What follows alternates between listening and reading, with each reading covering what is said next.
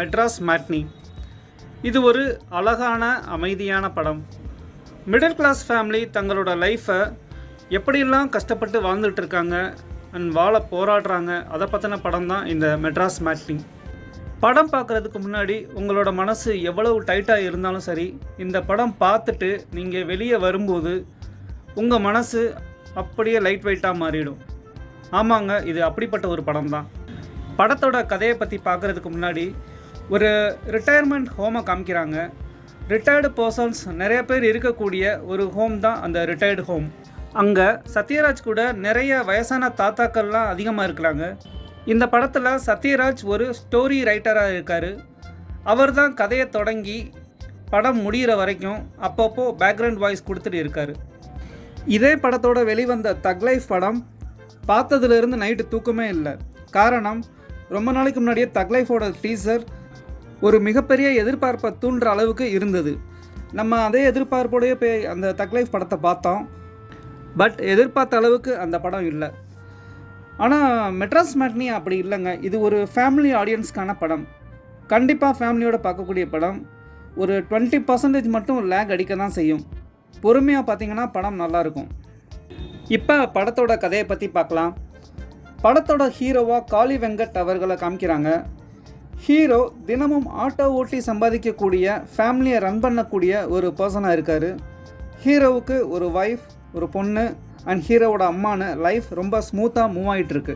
கொஞ்ச நாளில் ஹீரோவுக்கு அடுத்த குழந்தையாக ஒரு பையன் பிறக்கிறான்.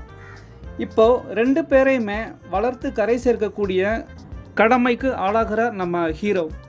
2வது குழந்தை பிறக்கிற வரைக்கும் மெட்ரிகுலேஷன் ஸ்கூலில் படிச்சுட்டு இருந்த தன்னோட மகளை குடும்ப சூழல் மற்றும் கஷ்டத்தின் காரணமாக கவர்மெண்ட் ஸ்கூலில் படிக்க வைக்கிறாரு.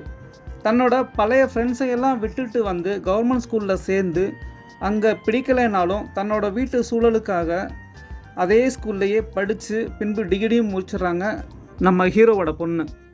ஹீரோவோட பொண்ணு நல்லா படித்து பெங்களூரில் ஒரு ஐடி கம்பெனியில் நல்ல வேலைக்கு சேர்ந்து தனியாளாக தங்கியிருந்து வேலை பார்த்துட்டு இருக்காங்க.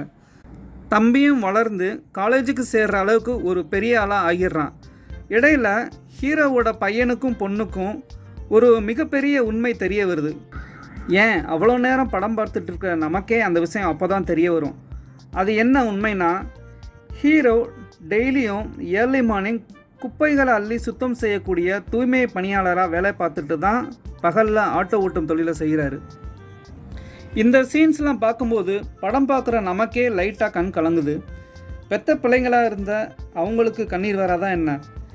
இதையெல்லாம் பார்க்கும்போது ஹீரோ தனக்குன்னு எதையுமே சேர்த்து வைக்காமல் பிள்ளைகளுக்காகவே கஷ்டப்பட்டு 2 வேலைகளை பார்த்துட்டு வளர்த்து படிக்க வச்சுருக்காரு. இப்படி ஐடி கம்பெனியில் வேலை பார்க்குற அந்த பொண்ணுக்கு அமெரிக்கா போகக்கூடிய ஒரு வாய்ப்பு கிடைக்குது. இந்த வாய்ப்பு கிடைச்சது குடும்பமே ரொம்ப சந்தோஷப்படுறாங்க. உலகத்தில் இருக்கிற ஒவ்வொரு மிடில் கிளாஸ் ஃபேமிலியோட கஷ்டமான வாழ்க்கை முறையை திரையில் பார்த்த மாதிரி இருந்தது. மற்றும் ஒரு மூவியோட